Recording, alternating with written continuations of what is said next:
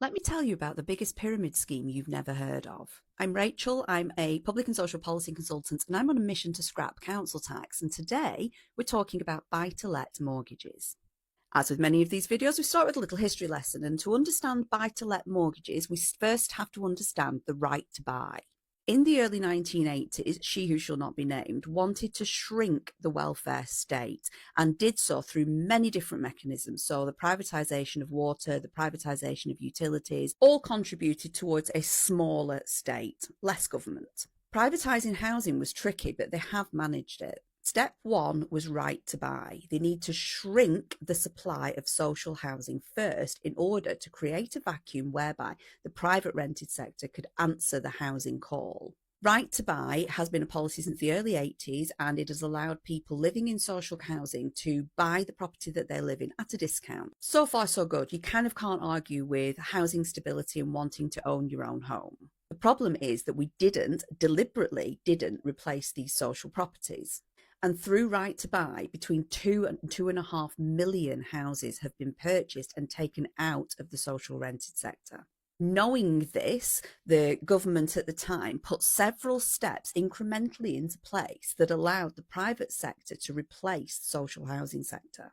Policies like Section 21 eviction notices, like assured short hold tenancies, and like dismantling and shifting away from building societies, which operated far too close to a cooperative model for the Tories' liking at the time, and allowed foreign investment banks and different types of economic banking institutions to come in and to monopolise our mortgage market. So how do we get people to invest in private rented accommodation? Well, you provide something like a buy-to-let mortgage. A buy-to-let mortgage, they were introduced in 1996 and did a couple of things. So firstly, they gave the banks and the lending institutions the confidence that should somebody default on their mortgage, they had the right to repossess the property without taking on the responsibilities of a landlord. They did this through assured short hold tenancies. And I'm laughing because I've said this about 5 times now, and it's a tongue twister for me apparently.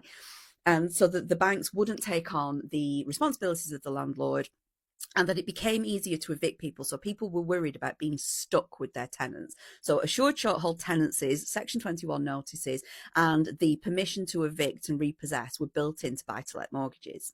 The third thing that buy-to-let mortgages did was incentivize people to invest who didn't necessarily have the capital to invest in a second property. So being sold the dream of passive income was incentivized through buy-to-let mortgages. So right to buy depleted social housing somewhere in the region of 2 million houses. Buy-to-let has replaced those houses with private rented accommodation. According to HMRC, there are around 2.8 million individual small-time landlords in the UK. Around 1.6 million of them have a buy-to-let mortgage.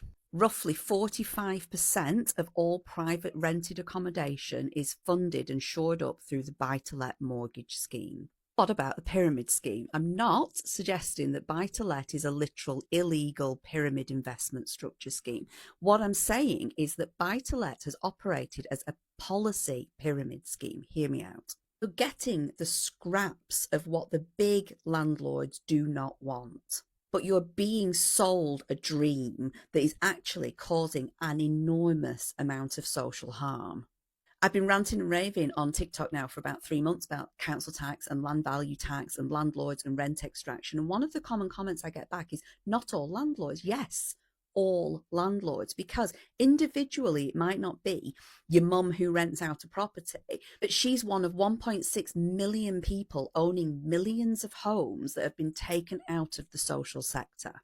And they've become a human policy shield for those at the top, because not all landlords is a really harmful stance. We are humanizing and putting a face to a massive amount of structural harm. And because we're making 1.6 million people feel bad about it, the reaction here is not, actually, you're right, rent extraction and the monopolization of land and land value and all of these really fundamental economic principles that I've been talking about.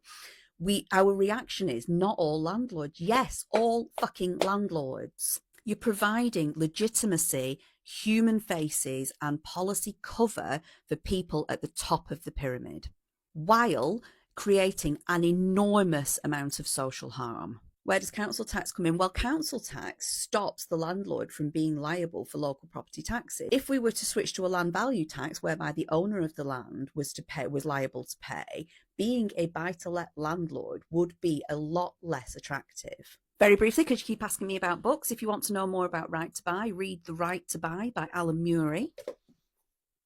Municipal Dreams, The Rise and Fall, I'm reading that backwards, The Rise and Fall of Council Housing by John Borton.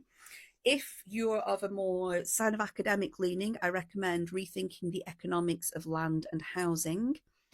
And if you're not, I recommend Generation Rent.